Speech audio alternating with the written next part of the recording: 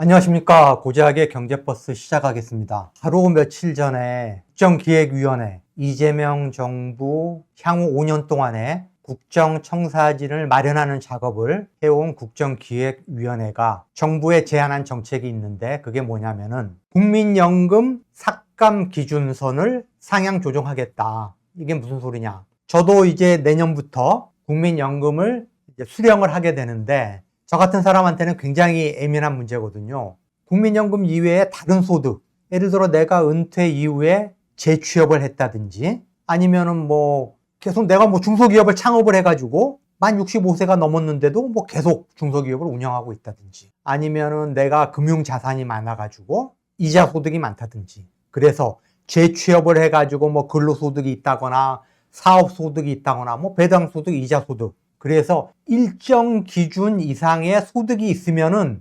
국민연금을 감액하는 제도가 운영이 되고 있다. 우리나라 국민연금 제도가 처음 만들어진 게 1988년인데 그때부터 국민연금 감액 제도를 운영을 하고 있어요. 그런데 국정기획위원회가 지금은 그 감액 기준선이 얼마냐? 월소득 309만 원이에요. 국민연금 전체 수급자의 최근 3년간 월 평균 소득이 309만 원이다. 그게 기준선이에요. 309만 원을 넘어서면은 그때부터 국민연금을 깎아가지고 지급하기 시작한다. 이렇게 이해를 하시면 되는데 그 기준을 올리겠다는 거예요. 그래서 국정기획위원회가 내놓은 게 월 509만 원이에요. 근데 이 309만 원, 지금 기준인 309만 원이라는 게 사실 근로소득 같은 경우에는 근로소득 공제액을 뺀 기준이에요.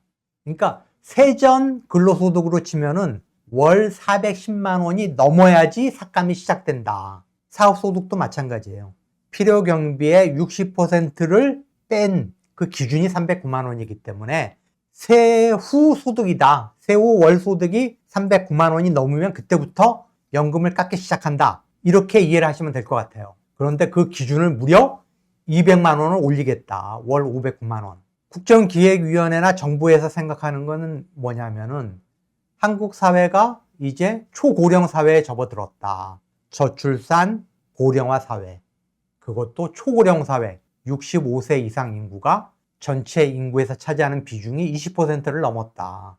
그렇기 때문에 생산 가능 인구가 계속 줄어들 수밖에 없고 그러면은 고령자들의 경제활동 참가를 늘리는 방향으로 정책을 유도를 해야 된다. 그런데 국민연금 삭감 제도가 있다 보니까 감액 제도가 있다 보니까 고령층이 그러면 내가 뭐하러 일해? 연금도 삭감되는데? 그러면서 재취업을 꺼려하는 분위기가 일각에서 있다는 거죠. 그래서 고령자들의 생산활동 참여를 독려를 하고 또 편안한 노후 생활을 위해서 국민연금 감액 기준을 올리겠다라는 거예요. 그런데 젊은 세대들 지금도 연금 제도에 대해서 불만이 많죠. 아니 509만 원이면 엄청난 고소득 아니냐.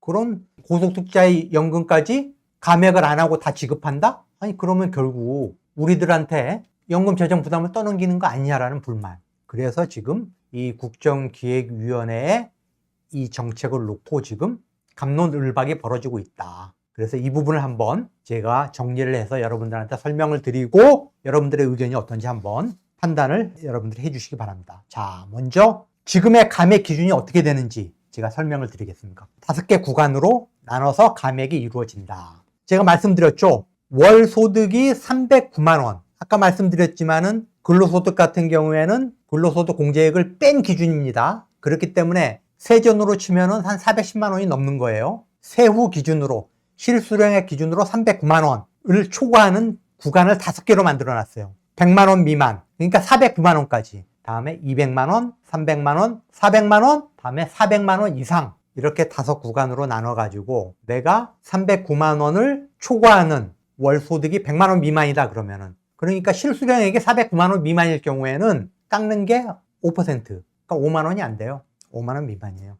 다음에 두 번째 구간은 5만 원에서 15만 원 정도를 깎는다. 세 번째 구간은 15만 원에서 30만 원. 네 번째 구간은 30만 원에서 50만 원. 다음에 초과 소득 월액이 300만 원을 넘는 경우 그러면은 실수령액이 709만 원을 초과하는 경우에는 50만 원 이상 깎을 수가 있다. 이렇게 5개 구간으로 나눠서 감액 기준이 현재는 이렇게 만들어져 있다라는 거죠. 자, 그러면 예를 하나 들어볼게요. 제가 은퇴 후에 재취업을 했어. 그런데 세후 실수령액이 한 400만 원 정도 돼. 근로소득 공제액을 빼고 한 400만 원 정도 돼. 그러면은 지금 기준선은 309만 원이잖아요. 그래서 초과하는 게 91만 원이에요. 그러면 100만 원 미만이기 때문에 1구간에 해당이 된다. 그러면 얼마 삭감?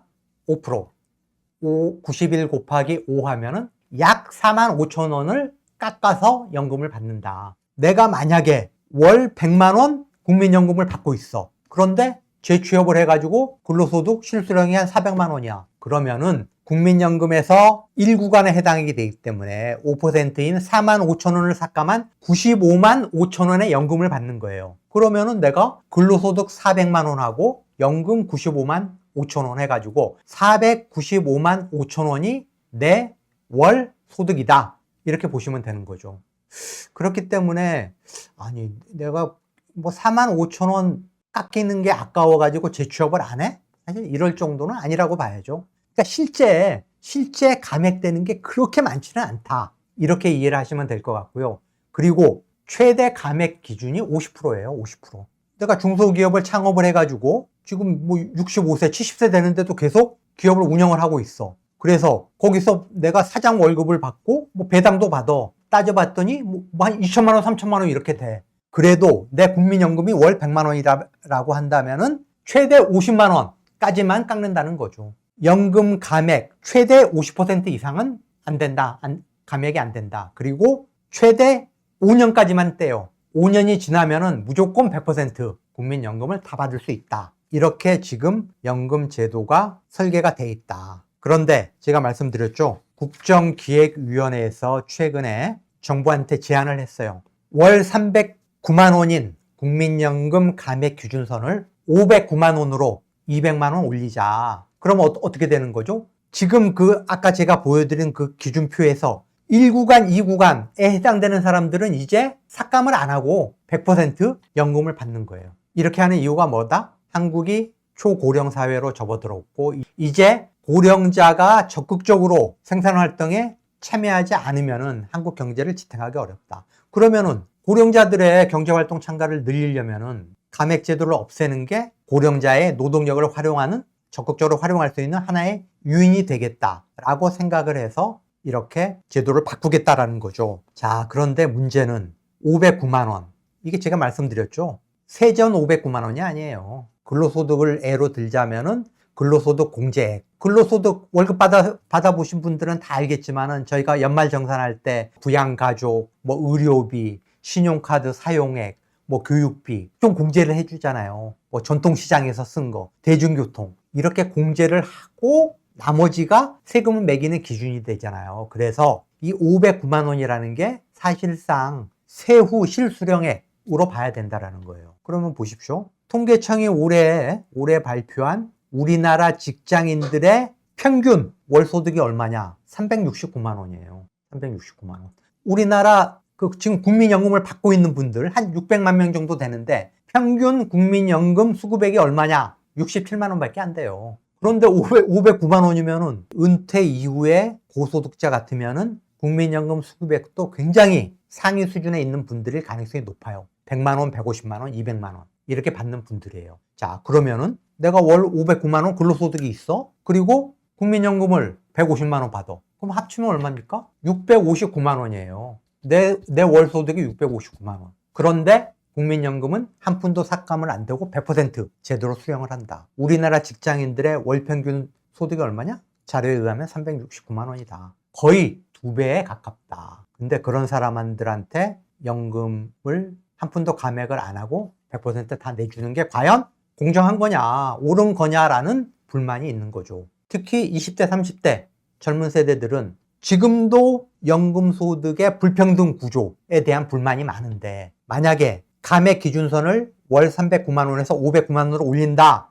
하면은 향후 5년 동안에 연금 재정이 5,400억 원이 추가로 들어와야 되는 거예요. 결국 후대들의 부담으로 떠넘겨질 가능성이 크다. 과연 이게 옳은 거냐? 월 659만 원 소득이 있는 그런 고소득 노인들한테 연금을 한 푼도 깎지 않고 100% 주는 게 옳은 거냐라는 그런 반론이 있는 거죠. 그런데 그러면 국정기획위원회하고 정부는 바보입니까? 왜 이런 정책을 구사하는 걸까? 일단 지금 연금을 수령하는 노인들의 불만이 굉장히 오랫동안 제기돼 왔다. 평균 국민연금 수급액이 67만 원밖에 안 돼요. 월 67만 원. 그러니까 용돈 수준이죠. 노후를 편안하게 보내기에는 너무 적은 액수다. 그래서 생계를 위해서 어쩔 수 없이 노동 현장에 뛰어들어야 되는 그런 고령자들이 굉장히 많은 게 현실인데, 아니 내가 좀 생계를 위해서 좀 다시 생업전선에 뛰어들어서 돈을 좀 버니까 거기서 그 알량한 국민연금에서 또 깎냐라는 불만인 거예요. 그런데 실제로 제가 설명을 드렸잖아요. 사실 감액 기준표에 이렇게 보면은 그렇게 많이 깎는 게 아니거든요. 자, 표 하나 한번 보실까요? 2022년에 노령연금이 국민연금이에요. 노령연금을 감액 당한 사람이 12만 명 정도고 2023년에는 11만 명, 2024년 6월 기준에 12만인데 작년 말 기준으로 2024년 말 기준으로 13만 7천 명이에요. 13만 7천 명이면은 전체 국민연금 수급자 한 600만 명 된다고 그랬잖아요. 한 2.5%밖에 안 돼요. 2.5%밖에 안 되고, 그리고 실제로 깎인 수준도 평균을 내보면은 연간 25만 원 안팎에 불과하다. 그래서 이게 과도하게 사실 노인분들이 걱정할 수준은 아니에요. 그런데 일단 국민연금 감액 제도가 있다라는 것 자체가 좀 기분 나쁜 측면이 있는 거예요. 아니 노인들이 뭐 지금 받는 연금도 그렇게 풍족한 수준이 아닌데 은퇴 이후에 다시 일을 해가지고 소득이 생겼다고 그래서 거기에서 또 깎냐라는 그런 데에 대한 어떤 감정적, 정서적인 불만이 있는 거죠. 그리고 OECD에서도 2023년 5월에 우리나라 정부에 좀 권고를 한 게 있어요. 아니 한국 같은 경우 지금 저출산 고령화 세계 최고로 빠른 저출산 고령화 국가인데 그런 고령층의 노동력 활용이 굉장히 중요한 나라다 너희는. 그렇기 때문에 국민연금 감액 제도를 다시 재고할 필요가 있다라고 그렇게 권고를 했고요. 일본도 우리나라처럼 연금 감액 제도를 운영하고 있는데 역시 일본도 고령 사회 아닙니까? 초고령 사회죠. 그래서 이게 보니까 감액 제도가 보니까 고령자들의 어떤 취업 활동에 부정적으로 작용하고 있다. 이런 판단으로 감액 제도를 없애는 방안을 현재 검토하고 있어요. 그래서 그런 어떤 세계적인 추세 이런 것과 맞물려 가지고 정부에서 검토를 하고 있다.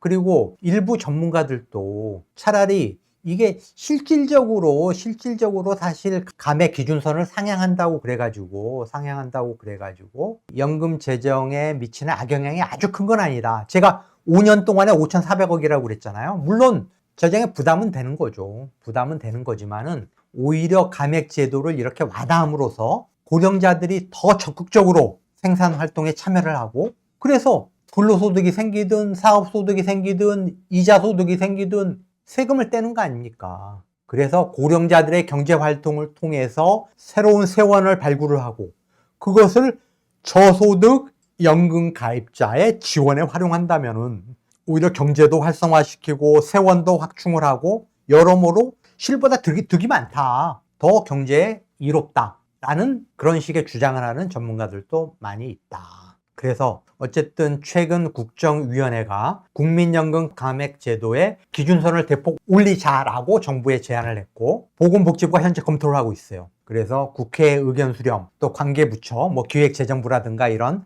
관계부처의 의견 수렴을 거쳐서 감액 제도의 기준선을 서로 만들겠다라고 하는 게 지금 주무부처인 보건복지부의 입장이다. 그래서 지금 이걸 둘러싸고 이 새로운 정책을 둘러싸고 갑론을박이 벌어지고 있는데 경제버스 TV 구독자들의 판단은 어떠신지 한번 어느 것이 어떤 방향으로 가는 게 옳은지 한번 판단을 해 주시고요. 자, 고정의 경제버스 제가 준비한 소식은 여기까지고요. 유익했다고 판단하시면은 좋아요와 구독 부탁드리고 다음 시간에 더욱 충실하고 재미있는 경제 컨텐츠를 가지고 여러분을 찾아뵙겠습니다. 시청해 주셔서 고맙습니다.